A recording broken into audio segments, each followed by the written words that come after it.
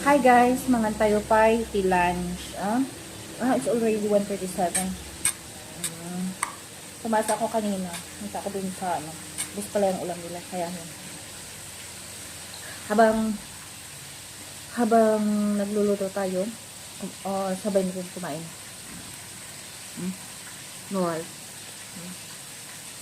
Tiis lang. Para may pinapaitan. Kain na po. Pansit.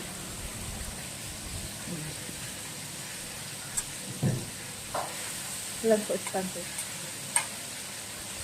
Nagluluto ako ng tilapia. Ubus na kasi yung tilapia namin.